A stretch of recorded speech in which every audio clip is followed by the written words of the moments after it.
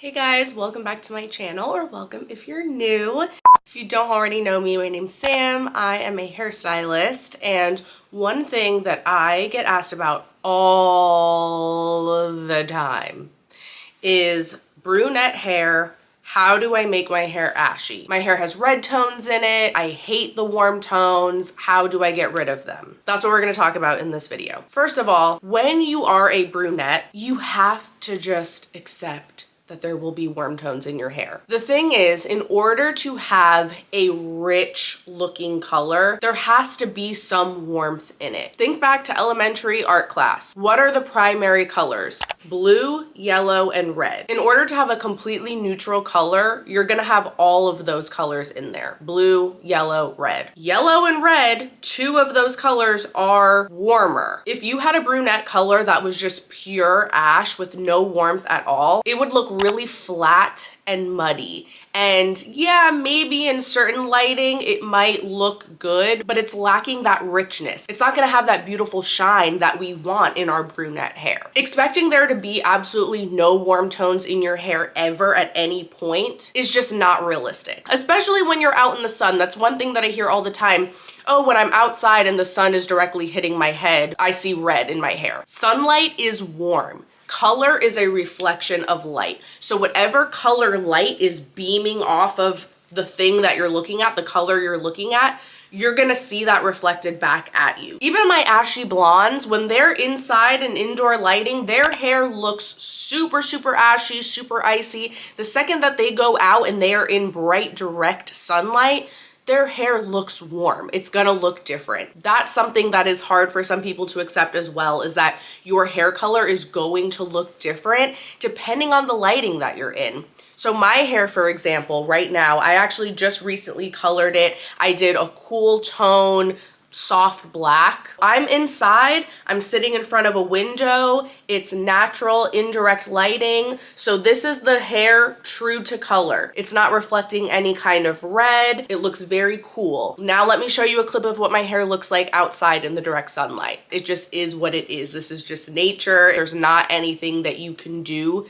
to combat that. But now let's talk about excessive amounts of warmth. If your hair has a lot of unwanted brassy, red, orange tones, even when you are inside in indirect lighting. First of all, we need to talk about what is contributing to creating those red tones, because knowing what's causing it and how to prevent your hair from getting brassy in the first place, or knowing what things you need to stop doing that's just contributing to your hair getting brassy so quickly, is really important. Number one thing to know is that everyone's hair underneath the cuticle, our underlying natural pigment is warm. Even the people like myself who have naturally very ashy hair, once the cuticle opens up, it reveals red tones. So if you look at a hair level chart and look at the natural underlying pigments, it goes from red all the way to yellow. And obviously the lighter your hair is, the less intense the warmth is, but it's still warm no matter what. So people who say to me, oh, just so you know, my hair lifts warm, I'm like, thank you for the information. Everyone's hair lifts warm. So the second that the cuticle is open in some way and it's revealing that underlying pigment, boom, you have an excessive amount of unwanted warm red brassy tones. So what things are going to open up your cuticle? Being out in direct sunlight. So you know, I tell my clients all the time, we think about how we have to protect our skin. We put SPF on our skin before we go out in the sun. What are you doing to protect your hair as well? Because the sun can create damage to your hair. It can fade your color, and it will also open up that cuticle, and it will reveal unwanted tones and make your hair brassy. So when you're going out in the sun, I highly recommend applying some sort of product with UV protection. Not sponsored, but personally, I love the Olaplex No. 8 bonding oil. I always apply this to my hair if I know I'm gonna be going to the beach or something like that, where I'm gonna be out in direct sunlight for long periods of time. Also, if I'm not gonna be actually swimming, if I'm just laying out, I put a hat on. If I'm like going out for a walk, if I'm gonna be like laying out tanning, put a hat, cover your hair as much as possible, because the more that you're just exposing it to direct intense sunlight, especially in the summer when that UV index is high, that's going to make your hair brassy. Also, washing your hair in super hot water and using a shampoo that is really stripping, those are things that are also going to open up the hair cuticle. So when you're washing your hair, try to keep the water a little bit more on the cooler side, more like lukewarm. I highly recommend like a color protecting shampoo, so it's not going to be too stripping. It's not going to be like, you know, opening that cuticle up every time, and keeping the water on the cooler side. Also, hot tools. Having your hot tool cranked all the way up super, super high and then not using a heat protectant with it, that's also opening up your cuticle. It's gonna create heat damage to your hair. It's gonna strip your color and make your hair brassy. Make sure you're using a good heat protectant. Again, the Olaplex oil is a good one. And try to keep the temperature on your flat iron and curling iron under 400 degrees. The other thing that will open up your cuticle and expose unwanted brassy warm tones is coloring your hair, or just doing a chemical process in general that's opening up your cuticle in some kind of way. Doing like any kind of relaxers, perms, keratin treatments, those kinds of things can make your hair have red tones and leave it brassy. And coloring it, even if you're not bleaching the hair or trying to go lighter, if you're going darker or covering grays, what's happening is cuticle's opening up, color's going in, everything's all good while the color is fresh, the color fades, and then the cuticle is now disturbed and you have that underlying pigment that's peeking out. Even if you are mixing your color yourself or you're going to a salon and you're only using 10 volume, that is still opening the cuticle a little bit. So if you've been coloring your hair, trying to do a really ashy color, and then after a few weeks, you're like, what the hell, these red tones are back, and you feel like you have to constantly be coloring it really frequently in order to keep the color fresh, consider all of the things that I already mentioned as far as like being out in direct sunlight, hot water, hot tools, no heat protectant, all of that, because those things are also going to strip your color and make it fade faster. But also the actual act of coloring your hair is now just guaranteeing that you're gonna be left with red tones. So what I suggest instead is doing a zero lift gloss or a glaze to do your hair color, because that is just straight up depositing color. It's not opening the cuticle or creating any kind of lift.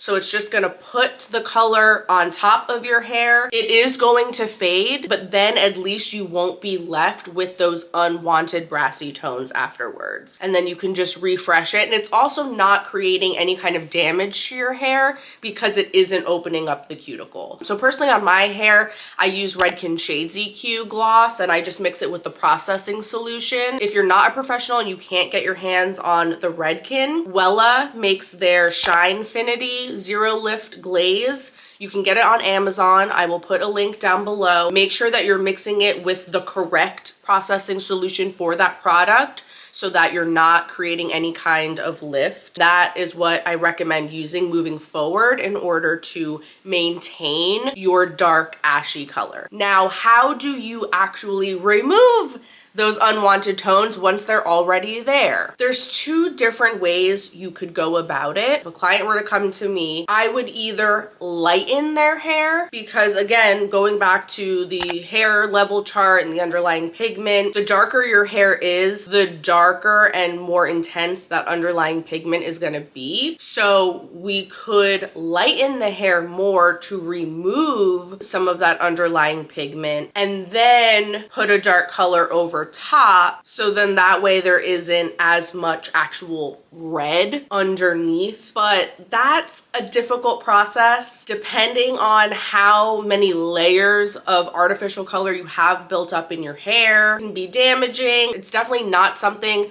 I would recommend attempting to do yourself at home. The other option would be doing a toner. The thing is, when you're depositing ashy tones, the hair is gonna look darker. So you're gonna have to go a little bit darker than where you're starting in order to make the hair ashier when you're just doing a gloss without like bleaching the hair first. But that's the easiest option to do. It's healthiest for the hair and it's what I would recommend if you're trying to do it yourself at home. I would recommend that Wella Shinefinity Zero Lift Glaze, like I said.